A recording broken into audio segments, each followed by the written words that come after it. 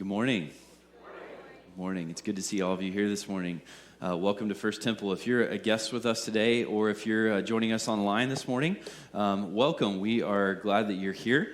My name is Ryan Russell. I'm the teaching and young adult pastor here, and we're really glad that you're with us. If you're a guest, I'll be outside these doors after the service. If you want to stop by and say hello, would love to meet you and to learn your name. We're really glad that you're here. As you saw in the video just a moment ago, we are continuing our series that we started 2 weeks ago called Digital Detox. And this is a series that is all about exploring or perhaps re-examining our relationship with technology. As we look around the world today, it doesn't take very long for us to realize that something is off with our relationship with technology. We perhaps go out to dinner and look around the restaurant, and you, I'm sure, have this experience of seeing groups of people gathering together, and everyone is there at the table, but instead of talking or engaging with one another, everyone is looking down at a device. You may have seen a parent walking through a store, and a little one is at their side tugging at the shirt, and yet the parent has no attention to offer them because it's all just right here. Maybe you've seen a line of people who are all waiting for something to get up to the front. You know, as they wait, they're not talking or connecting or making connections and introductions. Instead, everyone's glance is down below. And if we're honest, we would admit that we are not fully immune to this ourselves. We have found ourselves in situations like this, and we're not always proud of our own relationship with technology. And yet there's a sense inside of us that God has made us for something more. We learn in the scriptures that God tells us that what's most important to him, the greatest commandment, is that we would love God and that we would love one another with all that we have. And yet, sometimes it seems like we don't have as much attention to offer one another as we used to, because our attention is right here. And so you know that we've been inviting you over the last few weeks to step into a digital fast that is going to be starting today. I'll share some more information about that a little bit later on. I've been gearing up this week for the fast to start today, and one of the things that I've done to help myself sort of ease in is to change my phone to grayscale, to black and to white. This is something you can do if you've got an iPhone. You can go into the settings and click on accessibility and then display, and you can turn off the color filter. And I didn't come up with this idea, someone else did, but it's an interesting tool to use because what it does is it reminds you that when you look at your phone and see that it's black and white, it reminds you that the real world is in color and that this is just a shadow of it. Now, it can create some problems I've found out this week as well. For example, when you get that message that says, to confirm this transaction, press the green button. Which one would that be, right? Thankfully, Rachel, my wife, set up some sort of toggle. I don't know how to do it, but there's a way to do it where you can toggle quickly back and forth to turn the color back on and then turn it off again. And so, learning curve, but figuring some things out along the way. But you may have noticed, even on our screens today right here, that on purpose, we've made everything black and white to remind us, again, that the real world is in color, and it's the world that God invites us into, a world where we love him, where we love one another. Last week, Joe was in this room, and he talked through John 10:10 with us, one of my favorite verses in all of the scriptures. Here is John 10:10. The first part says, "The thief comes only to steal and kill and destroy." And Joe did a great job of taking us through that threefold framework of the thief who comes to steal, kill, and destroy, and talked about how technology plays this role in our life. That first of all, it steals our time. We know that the average American spends 4.5 hours a day on their phone. 4.5 hours. Phones steal our time, but they also kill our self-worth and our confidence in God's voice. They prompt us to compare ourselves to one another, and very often that does hard things to our self-esteem. We're seeing mental health needs skyrocket in recent years in our culture, and technology is playing a role within that wider equation.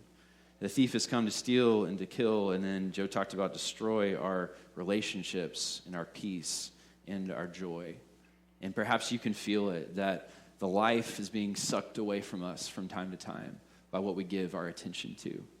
And yet Jesus tells us in the second half of this verse, John 10:10, that he has come to make another way of life available. He says in this latter half, this is the part I love, he says, I have come that they may have life and have it to the full. Jesus has come so that we may really, truly learn to live. The life that he offers us is not just a eternal life, although my goodness, the blessings of that, but it's the goodness of the truth that you and I can step in right now, here today, when we say yes to Jesus, an abundant life that is worth living, a life without fear, a life without guilt, a life without regret, a life that has been made new and made whole and finds joy and peace. That's the life that God has made available for us in the kingdom. I have come, you may have life and have it life to the full.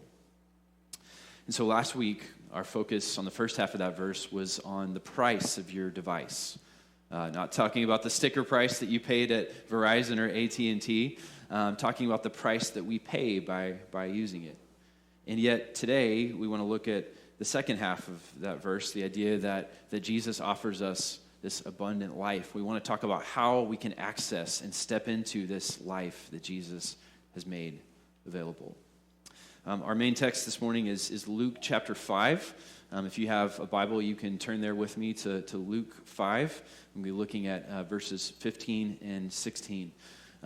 These two verses are a sort of a summary statement that Luke gives us about Jesus and his ministry and how he spent his time. And it will make an invitation to us about how we can step into the abundant life that God offers us. Luke 5, verse 15 says this, "Yet the news about him, the news about Jesus, spread all the more, so that crowds of people came to hear him and to be healed of their sicknesses. But Jesus often withdrew to lonely places and prayed." And so Luke is capturing here the momentum that is gathering through Jesus' ministry, that as he continues to teach and he continues to heal, that the word is spreading further and further about the amazing miracles that Jesus is doing. And so more and more people are coming, the lines are getting longer, and the crowds are getting bigger. Everyone wants to see Jesus, to talk to Jesus, to be touched by Jesus, to be changed by Jesus.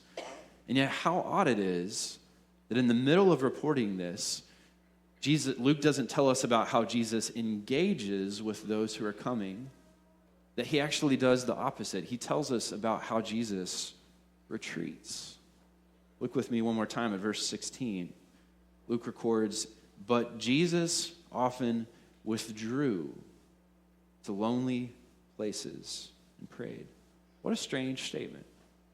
What a strange statement. I wonder what that tells us about Jesus, that when the crowds were coming, Jesus would often withdraw.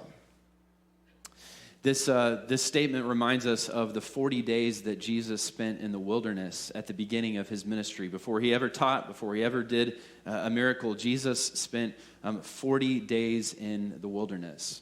That strange phrase there in Luke 5:16, Jesus withdrew to lonely places. That odd phrase in the original language actually can be translated, he withdrew to the wilderness, or he withdrew to the desert.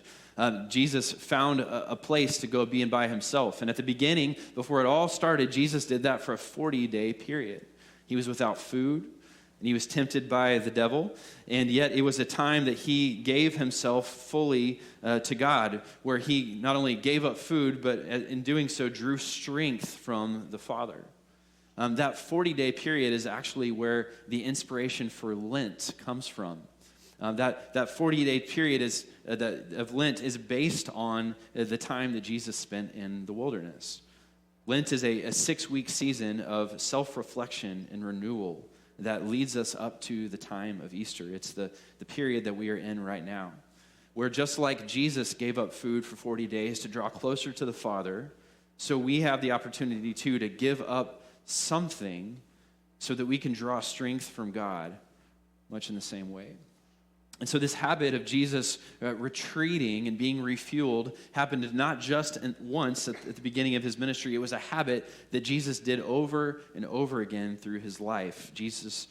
We're reminded in Luke 5 that Jesus often withdrew to lonely places, to the wilderness, and there he prayed. And this statement reminds us that even Jesus himself had limits. That sounds a little funny to say at first. Maybe it even rubs us the wrong way for a moment, but think about it. Jesus had limits. Jesus fasted for 40 days, but then he needed to eat. He needed food in his system, just like you and like me. That Jesus had times where he may have gone without water, and yet Jesus drank, much like you and like me. That Jesus needed sleep, just like you and like me. This is really just another way of reminding ourselves that Jesus was, yes, fully divine, but also fully human as well. And because he was human, he had limits, just like you and like me. He had physical limits, needing to eat and drink and sleep, but he also had social limits as well. He came to points in his life where he needed to pull away from the Father in order to be refueled. And so Jesus would do this often. That he would get away from the crowds, and he would retreat and be refueled by the Father. And if Jesus needed this, if this was Jesus' practice, and how much more should it be the practice for you and for me? Jesus models this cycle for us here of detaching from the world and attaching to the Father. Detaching and attaching. And so as we find ourselves here in this season of Lent, as we are now inviting you into this 28-day period of a digital fast, what we're inviting you into is this cycle of detaching and attaching, the same cycle that Jesus modeled. And so this 28-day period starts today, March 23rd, that's today, and it's going to take us 4 weeks up until Easter Sunday, which this year is on April 20th. And I want to invite you to start this process with us here today. And yet I really hope that you will not just hear this as an invitation from Ryan or from your church, but that you will even start to hear this as an invitation from God himself. Because I believe that there is a work that God is longing to do in your life for the next 28 days. There's a work that he is ready and longing to do. And maybe it's a wound that you've been carrying around for some time now that needs to be healed. Maybe it's a relationship that needs to be reconciled. Maybe there's a decision or some struggles in your life that you need to learn to trust God with. I don't know what it is, but no matter what it is, I believe that God has a work that he wants to do in your life during this season, in the next 28 days. Jesus is calling us to a deeper experience of the abundant life that he offers us. And yet, if we want to access the fullness of this life, we must learn this cycle of detaching and attaching. So let's talk about those two words, detach and attach. First, detach. We've given you some ideas about how you might engage with this digital fast over the next 4 weeks. Here are a few of those options that we've mentioned. You might find that it's best for you to do a social media fast if that's something that takes too much of your time. It's easy to get caught there and scrolling through the news of everyone else's lives, and yet we find ourselves ignoring the life that's right in front of us. And so if that's you, if that resonates in any way, maybe a social media fast would be for you. To delete apps off your phone or whatever it takes. Maybe it would be a distraction fast. Maybe there's something like a game that you love to play on your phone, or maybe it's the news app that you're always getting notifications about what's going on in the world. Maybe someone told me after the last service, they get stuck on YouTube all the time, just getting distracted there. We all have our thing, so maybe you would figure out what that is and decide to fast from that thing that brings distraction into your life. Maybe you want to go all the way and do a full fast and just cut out screens completely for entertainment for the next few weeks, or maybe you do a modified fast. Maybe you pick a time when you plan to put your phone to bed, okay, before you go to bed. So it goes to bed first, and you have some time where you're just focusing on other things for a period. Or maybe there's different days of the week that make sense for you to implement different guidelines or boundaries. Whatever it is, I hope that you'll find something that works well for you. A couple weeks ago, there was a family here in our church that told me about how they got in the car to go home after hearing us talk about this. And their 3 kids in the back seat started talking amongst themselves about what they were going to give up for the digital fast. And the parents didn't tell them they had to do it and to come up with something on their own.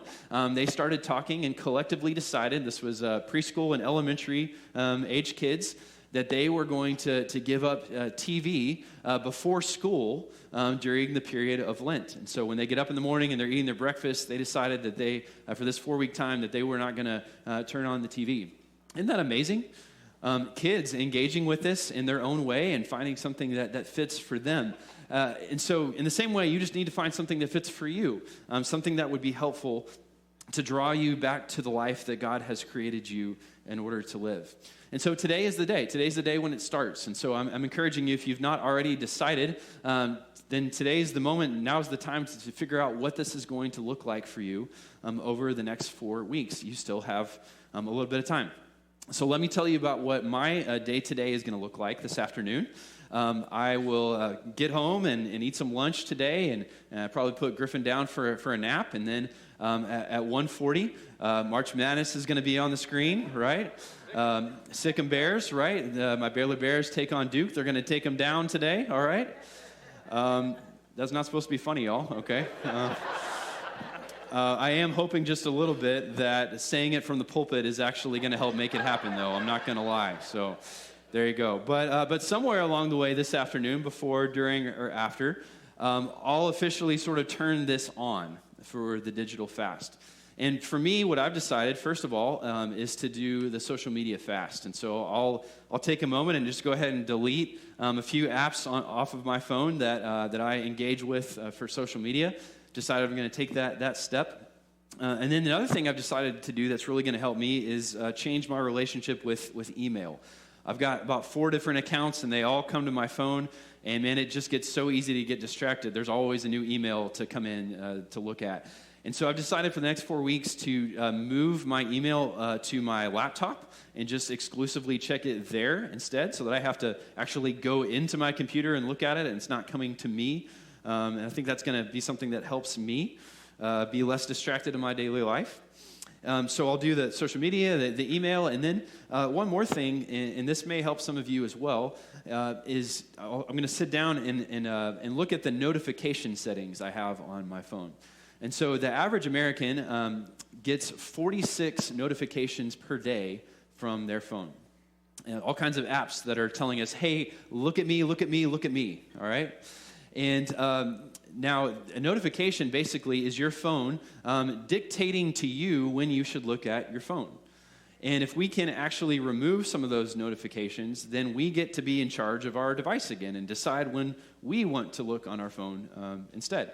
And so there's a way you can go into your settings and you can kind of go app by app and choose the ones that you want to remove. And I don't know if I'll get rid of all of them, but at least a majority of them. I'm going to go through and get rid of some of those notifications so that I can be more in charge of my device. I think I've decided I don't need a notification every time my dog comes to the back door, okay? The camera goes off, it sends me a ping. I probably don't need to be that in charge of my dog's daily activities. So I'm going to let that go for a little bit and see if I can focus on some other things instead. And so that's what this afternoon will look like for me, is setting these things up. And I just would encourage you to think about what it's going to look like for you to start this rhythm of detaching as well. I would encourage you to be specific with your goals and practices like I have just now, rather than kind of devote yourself to a generic idea of I'm going to try to use my phone less, right? Which tends to break down quickly over time. But if we have specific things that we can devote ourselves to, then we can hold ourselves accountable and others as well as we invite them into that. The goal of this process is not to eliminate our phone use. That's probably not even possible or even desirable in our lives. We need our phones for a variety of things, to call people, to check on things, to do work. And so the goal is not to step away completely. We are not by any means anti-technology. It's just the idea of finding the way things that are unhealthy in our lives and limiting the influence they have over us. And so this week, if you're going to HEB and you find yourself in line at the pharmacy, and it's going to take you a while to step up there and get the prescription, it's going to be a wait, and you feel the urge to, check your messages and see what you need to reply to, don't have that worried moment where you go, oh no, what if Ryan shops here? What if he sees me and turns around the aisle and here I am on my phone? Look, y'all, I'm going to have the same worry about you, okay? It goes both ways, okay? Our goal is not to completely eliminate the phone usage from our life. It's just to limit it and to find the ways that each of us make sense for each of us in order to do that. And so the question that we're really wrestling with here is, what is going to help me experience the abundant life that Jesus is offering us? And so with that in mind, my question to you is, what is your plan for detaching? What is your plan to detach? So that's the first half, is detach, but then the second half is to attach. As we detach from something, we need to find a way to plug into something else. And we all have rhythms of attaching in our lives. We all know the familiar experience of getting home after a long and stressful day and feeling the need to just simply decompress, where we don't have to think too hard about anything. We can just sort of check out and do something that gives our minds a break. That's something we all experience because we are human. And it's so easy for us to let technology be the thing that we attach to, whether that's a favorite show that we have on Netflix, or whether that's the sports game that's on that evening, or whether that's you just love looking at videos of dogs. You could look at them all day long, one right after another. Our usual habit is to detach from stress by attaching to our devices. And that's not all bad, right? Our brains need a break. We need to escape. We need to learn to play and enjoy life. And yet for this 4-week period, the invitation is that not if, but when you need to detach from the stressors of life, instead of attaching to a device first, would you first move towards making a connection with God, at least initially? And so what I would encourage you to think about is some replacement habits that you could give yourself. And so think about some times in your life when you naturally gravitate towards using a device. I've got 3 that I'm thinking about and may want to encourage you to think about as well. The first one is the start and the end of your day. And so I don't know about you, but my phone is also my alarm clock. It's what wakes me up in the morning. And so the first thing that I do is reach over to turn it off, and then it gets really easy to just get sucked right into that world of messages and emails and posts and news and all that kind of stuff. And at the end of the day, it's the last thing that is there before you put it away and go to sleep. And so what would it look like for you to do a replacement habit over these next 4 weeks? Instead of the device being the first and last thing, what if it was a connection with God instead? Now, I find that these are not my best moments of the day. I don't know about you. I am tired. I don't have a lot of profound prayers to pray at the first and last moment of the day. And that's why over the last year or so, I've gotten the habit of saying the Lord's Prayer because I don't have to come up with it and think too hard. I can just wake up and say, Our Father, who is in heaven, hallowed be your name. Your kingdom come, your will be done. You know the prayer. And it's a way to center myself and remind myself about what's really important in life before I get pulled into the full stream of a device. And so think about how you could maybe start and end your day differently. The second thing is moments of boredom. And you may be thinking, what boredom? Have you seen my schedule? There is no boredom throughout the day. And yet, I would suggest to you that we all have moments of boredom. They're just little small moments. It's the moment where you find yourself at a red light. And it's going to be a minute or two until it turns green. And you think to yourself, okay, let me just go ahead and check a few things while I'm sitting here. Okay? It's the moment where you go into the bathroom and you think, well, it's going to be a little bit while, so why not do just a little bit of scrolling, right? We've all done it, let's be honest, right?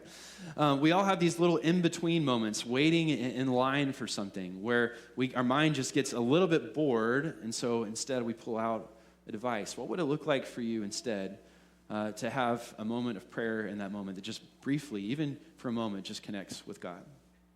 So start in the end of the day, boredom. And the last one is moments of when we decompress, when you go home at the end of the day and you feel the urge to just check out and do something completely different that makes your mind go numb. Before you get to that, and maybe you will a little bit later, would you take just even a moment? It doesn't have to be an hour, but let that be a moment where you just take a moment to connect with the Lord. And so these three particular moments in your day, the start and the end, moments of boredom, moments of decompression, I want to challenge you to have a plan for attaching. Just like we had a plan for detaching from devices, what is your plan for attaching in moments like that? As I've been thinking about it this week, I sort of have a plan that I've developed that in those particular moments, start and end of the day, boredom, decompression, to just have a moment where I say a prayer like this, where I say, "Here I am, Lord. What do you want to say?" And that might be 10 seconds, it might be a minute, or it may be longer. But even just to pause before I go to the natural impulse and just leave a space and say, "Here I am, Lord. What is it that you want to say?" And so you're welcome to steal my idea if you want, or you may have your own, but whatever it is, do you have a plan not just for detaching from your habits, but also for attaching to the Lord during this time? You've heard us talk over the last few weeks about how there's a workbook that we have available for you. It's a 28-day guide or companion for the digital fast, and we've made that available to you out here at the info desk. You can pick one up if you'd like. It's $15, which is just us passing along the cost to you. But it is a great little workbook that guides you through exercises and activities for every day of things you can be thinking about, scriptures that you can be reflecting on. It'll help guide you through the entire process. So if that sounds helpful or interesting to you in any way, I would encourage you to pick one of those up before you leave this morning. What's your plan, not just for detaching, but also for attaching as well? Our phones are with us constantly in life. We obviously take them with us. It's become the three-point check of the wallet and the keys and the phone everywhere that we go. And sometimes we even get a little bit panicky when we don't have it with us. If we left it at the house, we feel the need to turn around and go get it before we can really go do anything else. It's this constant connection that we feel like we need to have. And over this 28-day period, what we're inviting you to do is not to get rid of that connection, but to adjust it so that maybe the closer connection you have is actually with the Lord. Maybe the constant connection that you would have is actually the connection that you have with Him that's more at the center of your life. Paul talked to us about this in 1 Thessalonians 5:17. He said one of the most simple and easiest to memorize verses that you will ever find. It's 2 words. He says, "Pray continually." And what Paul's inviting us into there is this kind of constant connection that we can have with the Lord, that we might not literally pray all day long, but that we would find little moments in the in-between crevices of life where we would go to God and say just to Him, "Lord, here I am. What do you want to say?" We would keep that connection open with Him each and every moment of our day. And so Lent is a time for detaching and also for attaching. Success in these next 4 weeks is not just going to be less phone usage, although that would be nice, of course. Success is not even going to be praying more, although certainly we hope for that as well. That our goal in the next 28 days is that we would give God space to do the work that He wants to do in each one of our lives. That we would give Him space to heal the wounds that we're still carrying around within us. That we would give Him space to strengthen us and give us courage to be a stronger disciple of Christ. That we would give Him space to speak truth over us and that it would drown out the lies that we so easily believe. That we would give Him space to bring victory into our lives over the things that are holding us down. That we would let go of things that we too easily hold on to. That He would bring clarity into our lives where there has for too long been confusion. That He would unwind things that are tightly bound within our lives. And I want you to know this morning that God can do that kind of work in your life. And in fact, He wants to do that kind of work in your life over the next 28 days. And so my question, my invitation to you is, will you give Him space to do that kind of work? Jesus says to us in John 10:10, "I have come that you may have life, and life abundant." Will we step into that abundant life? And will we let Him do His work? Let's pray. I want to give you just a moment of silence as we pray here to reflect. And maybe even to plan what this is going to look like for you for the next 4 weeks. So in this first moment of silence, would you start to think, listen to the Lord, and even commit or plan about what detaching might look like for you in the next 4 weeks? What do you need to detach from? Try to land somewhere. Try to decide here and now. How will you detach?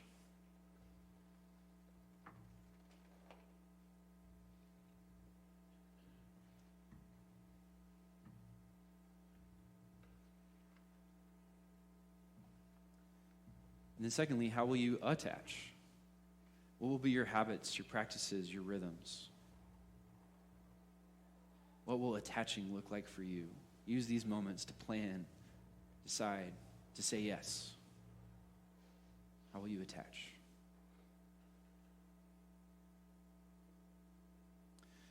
Lord, we love you. We invite you into these moments, into these next few weeks. We offer ourselves to you. We trust that you want to do a work in our life. So here we are, God, saying yes right now. Do a work in us. Do a work in me. We're giving you space. Would you work? In your name that we pray.